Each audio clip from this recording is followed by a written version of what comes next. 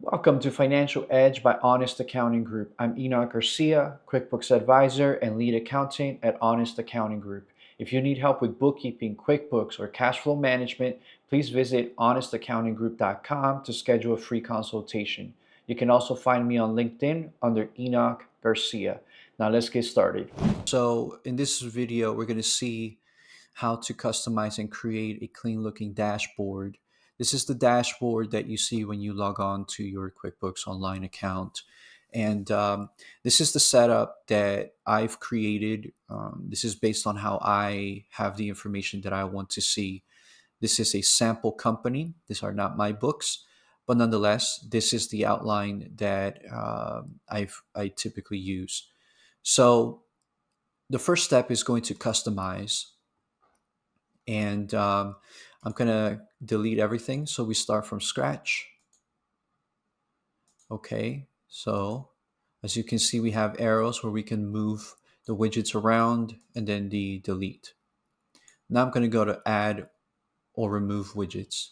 We have several options. I recommend that you go one by one to see the information provided and if you like it or not. So I'm going to go to bank accounts. That's the one I like. I like cash flow. I like invoices, expenses, sales, and profit and loss. That's what I typically use. And we'll give it a minute to load. Save and refresh.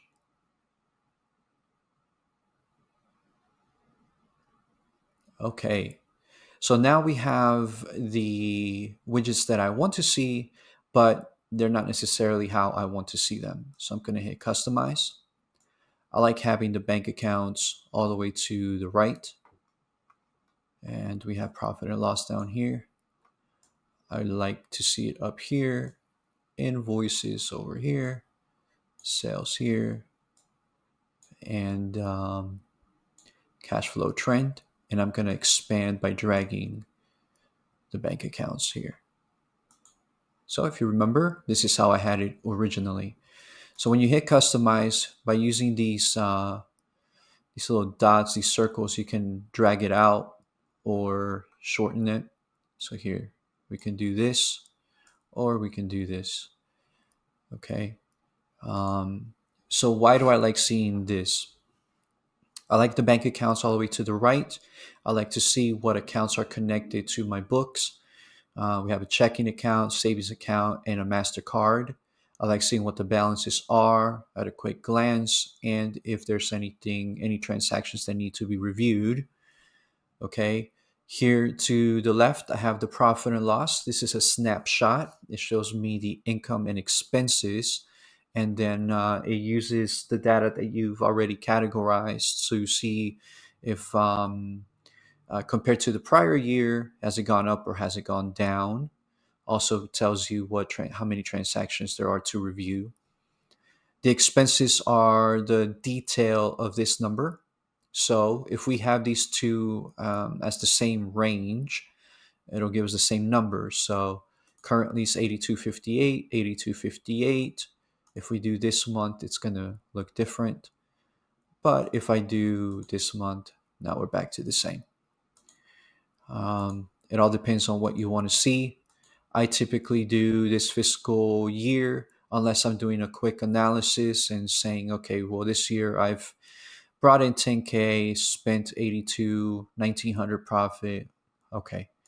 But I may want to see what happened last month, and then I can just adjust it accordingly. The same for the expenses. This month, where are we?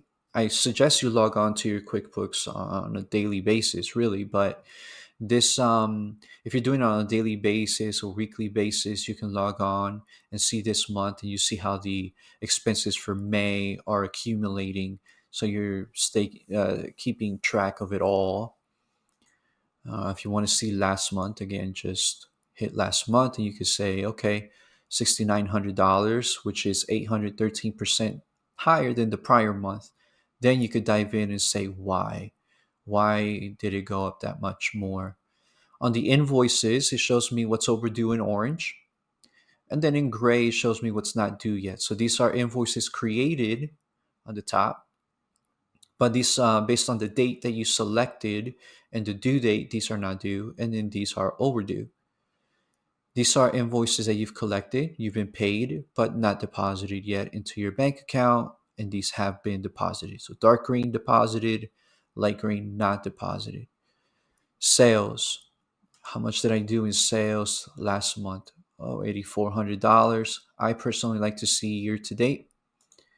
So I'll do this fiscal year. I like to see month over month how much has been collected. And if you hover over these dots, you can see the amounts that have been collected. The cash flow trend, this depends. It's more useful the more your QuickBooks is updated. So QuickBooks uses all the data that you've categorized in QuickBooks through your bank transactions here, and it'll start gauging what your cash balance will be in the upcoming months, and it'll show you what your money in and out has been based on the month. So there was no data from August to February, very little in March, some in April. So in April, we can see that there was 2,800, roughly 2,900 money in, and 5,100 out, 5,200 out, with net loss of $2,300, on and on and on. So this is why I say keep your books up to date. You can start gauging what your bank cash balance will be, and it'll be all based on your trends of ins and outs. This is not me telling you how to and what to look at. This is just telling you what I like to look at, how I run my business and my clients.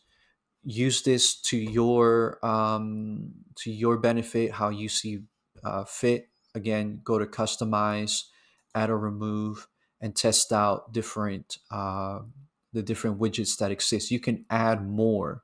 It doesn't have to be just these. You could add accounts receivable, accounts payable.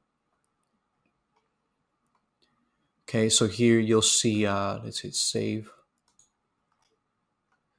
You'll see who owes you money, current, 1 to 7 days, 8 to 14 days. We can see that there's $761.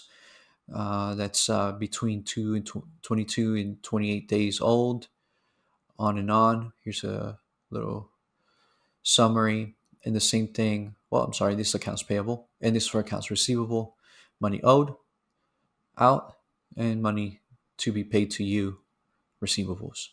So again, customize it to your liking, what you find the most useful. I personally just look at these.